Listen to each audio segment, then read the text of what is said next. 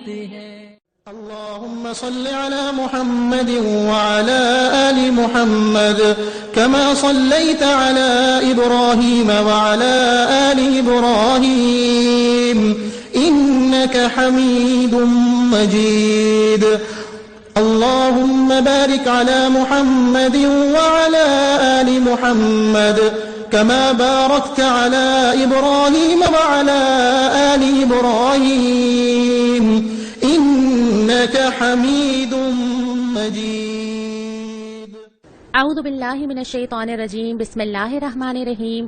Class number 8 ہم شروع کرنے جا رہے ہیں اور آج ہم نے مدینہ کے دور کا آغاز کرنا ہے. گزشتہ کلاس میں جو سوالات تھے وہ بہت زیادہ تھے، لیکن چونکہ آپ نے وہ تمام کلاسز بہت غور سے سنی تھی اس لیے آپ نے آسانی کے ساتھ ان کے جوابات دے دیے.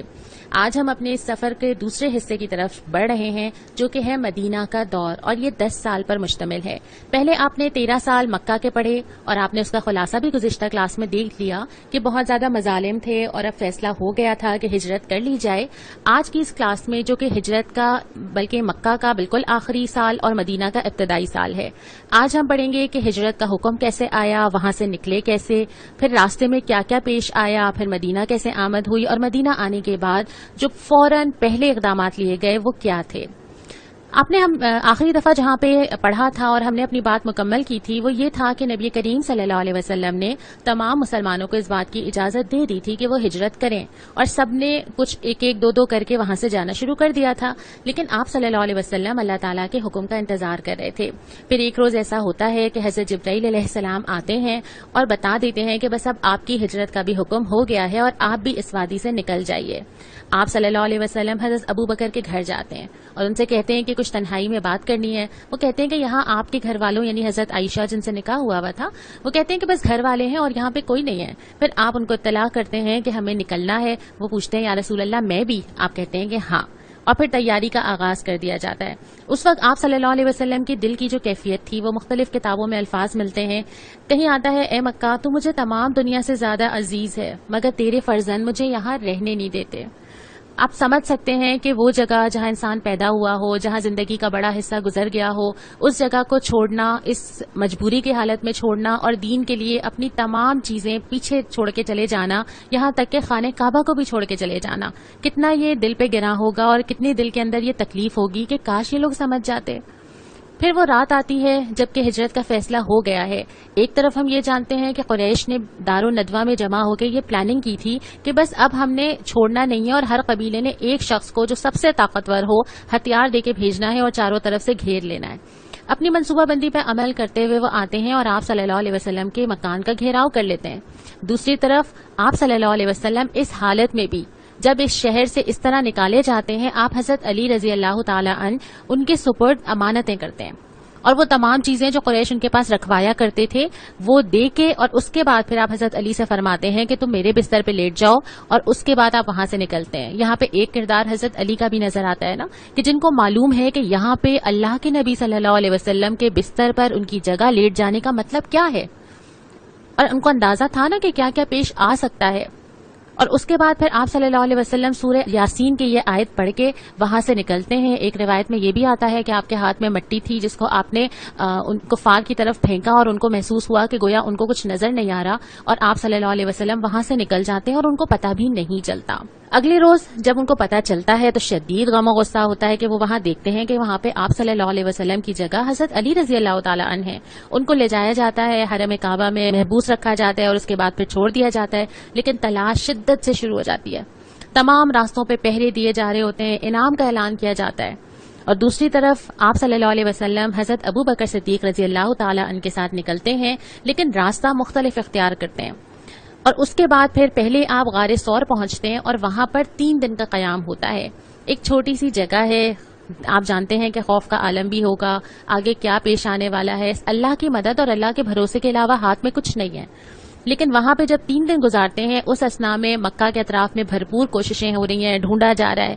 وہاں پر حضرت عبداللہ رضی اللہ تعالیٰ عنہ جو حضرت ابو بکر رضی اللہ تعالیٰ عنہ کے بیٹے تھے وہ وہاں پر آیا کرتے تھے، رات وہاں پہ گزارا کرتے تھے، خبر بتایا کرتے تھے کہ مکہ میں کیا ہو رہا ہے اور صبح وہاں سے روانہ ہو جاتے تھے.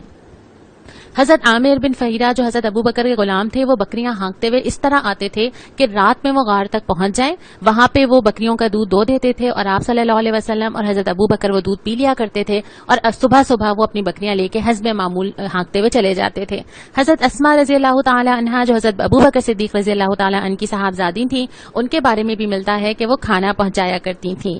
یہ تمام چیزیں جاری تھیں، لیکن اسی دوران میں یہ ہوتا ہے کہ جب کفار تلاش کرتے کرتے آتے ہیں تو وہ غار ثور تک پہنچ جاتے ہیں، یہاں تک کہ حضرت ابو بکر پریشان ہوتے ہیں کہ اگر انہوں نے جھک کے دیکھ لیا، اگر ان کو نظر آ گیا تو یہ تو ہمیں پا لیں گے، ان کو تو پتہ چل جائے گا، اور وہ پریشان ہو کے آپ صلی اللہ علیہ وسلم سے اس کا اظہار کرتے ہیں۔ تو آپ صلی اللہ علیہ وسلم جو جواب دیتے ہیں، قرآن بھی اس کو ذکر کرتا ہے، لا تحزن ان اللہ معنا، گھبراؤ نہیں، غمزدہ نہ ہو، اللہ ہمارے ساتھ ہے نا، اسی بھروسے پہ تو نکلے ہیں صرف اور صرف۔ اور جب اللہ جس انسان کے ساتھ ہو جائے، اس کو زندگی کے کسی مرحلے پہ وہ تنہا نہیں چھوڑتا ہے۔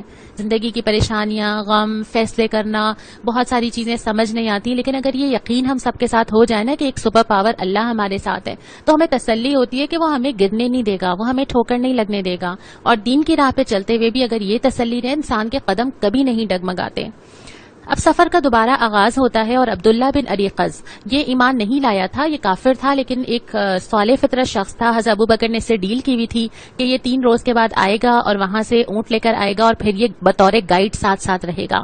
وہ لے کر چلتا ہے، اور جو راستے آپ کو اس وقت نظر آ رہا ہے کہ ایک عمومی راستہ تھا جس میں سب لوگ سفر کیا کرتے تھے، وہ عمومی راستہ اختیار نہیں کیا گیا، بلکہ اس سے ہٹ کے تھوڑا سا طویل راستہ تھا، تھوڑا اس پہ وقت زیادہ لگنا تھا، لیکن اس راستے کو اختیار کیا گیا جو آپ کو ہرے رنگ کی لائن یہاں پر نظر آ رہی ہے۔ اس سے سفر لمبا تو ہو گیا، لیکن تناش کرنے والوں کے لیے مشکل ہو گیا۔ پھر آپ صلی اللہ علیہ وسلم اس راستے پہ سفر کرتے گئے اور چلتے گئے، یہاں تک کہ آپ قبا پہنچ گئے۔ قبا ابھی مدینہ سے 3 میل کے فاصلے پر ہے، لیکن لوگ منتظر تھے وہاں پر بھی کہ آپ آئیں گے۔ قبا پہنچ کر آپ نے پھر وہاں پہ قیام کیا۔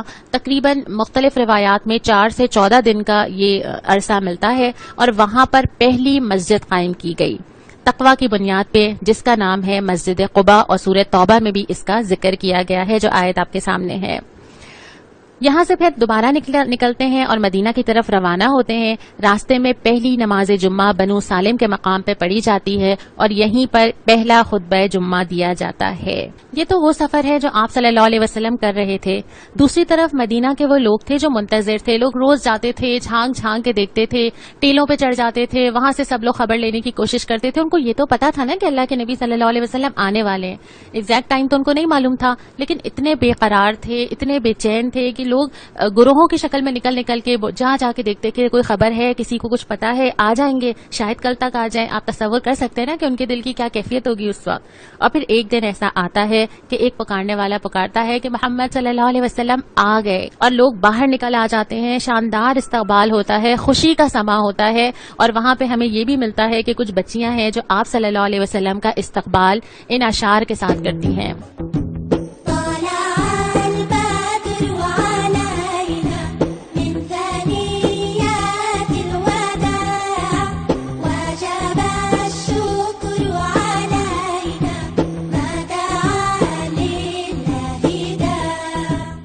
آپ صلی اللہ علیہ وسلم اس استقبال کے ساتھ مدینہ میں داخل ہوتے ہیں۔ ایک اطمینان، ایک سکون، ایک محبت، ایک دین کے لیے آگے بڑھنے کا جذبہ سب کے دلوں کے اندر ہے، اور پھر ہر ایک یہ چاہتا ہے کہ آپ صلی اللہ علیہ وسلم میرے گھر جائیں، میرے ساتھ رہیں، میری جگہ پہ اتریں۔ لیکن پھر آپ صلی اللہ علیہ وسلم حضرت ابو ایوب انصاری رضی اللہ تعالی عنہ کے گھر قیام کرتے ہیں۔ اس کے بارے میں 2 روایات ملتی ہیں۔ ایک یہ ہے کہ آپ کہتے ہیں کہ اونٹنی کو چھوڑ دو، جہاں یہ بیٹھ جائے گی وہیں پہ میرا قیام ہوگا، اور ایک روایت یہ بھی ملتی ہے کہ قرا ڈالا گیا۔ بہرحال دونوں صورتوں میں ہوا یہی کہ حضرت ابو ایوب انصاری رضی اللہ تعالی عنہ کا گھر وہ مسکن بنا جہاں اللہ کے نبی صلی اللہ علیہ وسلم نے سب سے پہلے قیام فرمایا۔ یہیں پہ پھر آپ نے اپنے اہل خانہ کو بھی بلوایا، اور اس کے بعد پھر اسی سال آپ صلی اللہ علیہ وسلم کی حضرت عائشہ سے جو نکاح ہوا تھا وہ رخصتی بھی ہوئی۔ مدینہ پہنچنے کے بعد کچھ اہم اقدامات کیے گئے جو سب سے پہلے ہی کرنے چاہیے تھے۔ ایک اسلامی ریاست کی بنیاد رکھی جا رہی ہے نا، آپ صلی اللہ علیہ وسلم کو اچھی طرح معلوم ہے اور صحابہ کو بھی معلوم ہے کہ اگر ہم مکہ سے مدینہ کا سفر ہوا ہے تو اس کی وجہ یہی ہے کہ یہاں ہم نے قائم کر کے دکھانا ہے کہ اسلام ہوتا کیا ہے۔ یہ ہے وہ جگہ جہاں پہ اللہ اور اس کے رسول وہ تمام تعلیمات کو نافذ کر کے دکھائیں گے جو کہ قرآن چاہتا ہے یا پھر جو اللہ تعالیٰ کا مطلوب سسٹم ہے. سب سے پہلے چیز یہ کی جاتی ہے کہ پارلیمنٹ بنائی جاتی ہے, مسجد نبوی کی تعمیر کی جاتی ہے, اور یہ پہلا قدم تھا. آپ وہ جگہ منتخب کرتے ہیں جہاں آپ کی اونٹنی بیٹھی تھی, اور وہاں پہ اس زمین کے پوچھتے ہیں کہ کون ہے اس کا مالک, تو معلوم ہوتا ہے کہ 2 یتیم بچے ہیں. آپ چاہتے ہیں کہ ان سے خریدیں, وہ منع کرتے ہیں, لیکن بہرحال ان کو قیمت دی جاتی ہے, وہ زمین لے لی جاتی ہے, اور آپ صلی اللہ علیہ وسلم صحابہ کے ساتھ مل کر اس کی تعمیر شروع کرتے ہیں. دل کے اندر کتنا جوش, جذبہ, امید, کیا کچھ ہوگا نا اس وقت. اور آپ صلی اللہ علیہ وسلم ساتھ ساتھ شریک تھے, اور جو الفاظ آپ کی زبان پہ تھے وہ سنیے. آپ کہتے ہیں اللہم لا عیش الا عیش الاخرہ فاغفر للانصار والمہاجرہ. اے اللہ, زندگی تو بس آخرت کی زندگی ہے, سارے عیش وہیں کے ہیں, انصار اور مہاجرین کو بخش دے. لوگوں کے اندر کتنا جذبہ پیدا ہوتا ہوگا ان الفاظ کے ساتھ.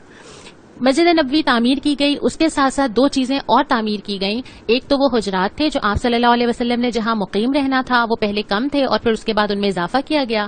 دوسرا ایک صفہ کا چبوترا بنایا گیا. یہاں پہ وہ لوگ ہوتے تھے جن پہ معاش کی ذمہ داریاں بہت زیادہ نہیں تھیں, شادی شدہ نہیں تھے یا فیملیز نہیں تھیں, اور یہ لوگ یہاں پہ بیٹھ کے علم بھی حاصل کیا کرتے تھے, حدیثیں بھی لکھا کرتے تھے.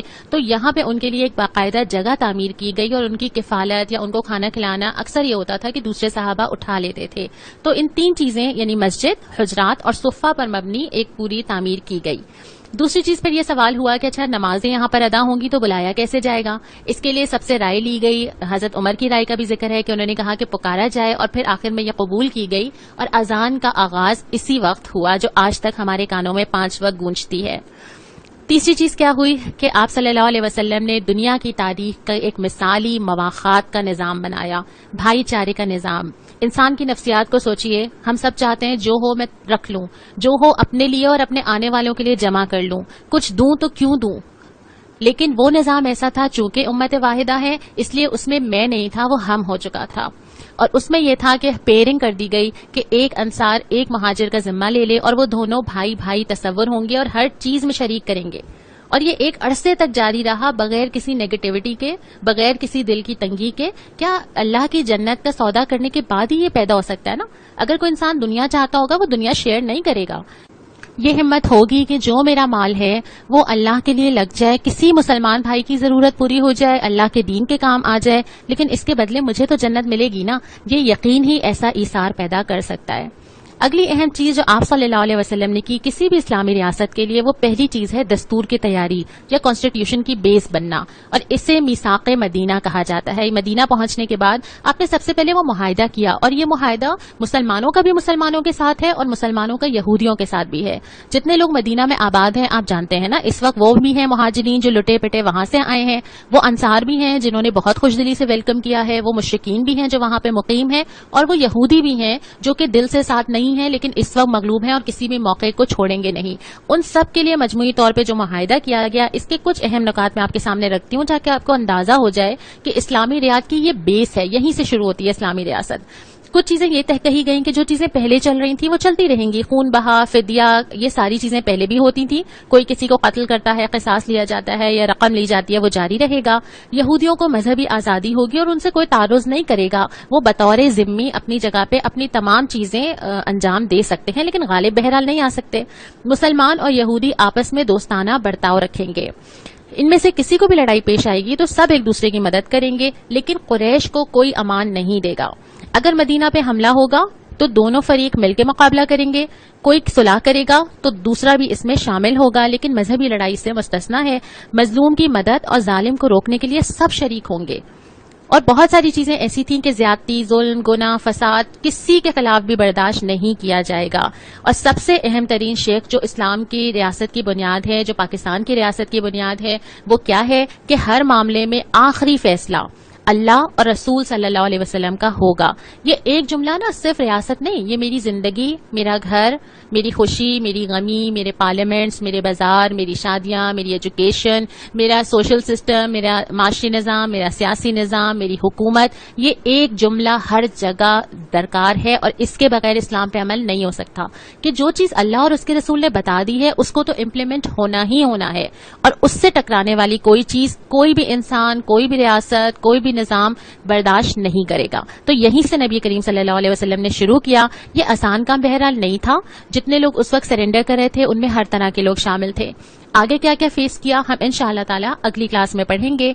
آج کی حدیث حضرت عمر بن عبسہ کے سوال کے بارے میں ہے. ایک طویل حدیث ہے جس میں انہوں نے رسول اللہ صلی اللہ علیہ وسلم سے بہت سے سوال کیے، لیکن ایک سوال جو ان کا ہجرت کے بارے میں تھا کہ یا رسول اللہ صلی اللہ علیہ وسلم کون سی ہجرت افضل یا معیاری ہے؟ آپ نے فرمایا وہ یہ کہ تم ان چیزوں سے کنارہ کش ہو جاؤ جو تمہارے پروردگار کو ناپسند ہے. اور یہ پوری لائف کی جدوجہد ہے، پوری زندگی کرنا ہے نا. زندگی صبح بھی، دوپہر بھی، شام بھی، ہر وقت مجھے اور آپ کو یہ ہجرت کرنی ہے. کچھ چیزوں کو چھوڑنا ہے اور کچھ چیزوں کی طرف قدم بڑھانا ہے. آج کی سنت نبی کریم صلی اللہ علیہ وسلم کا پسندیدہ رنگ ہے.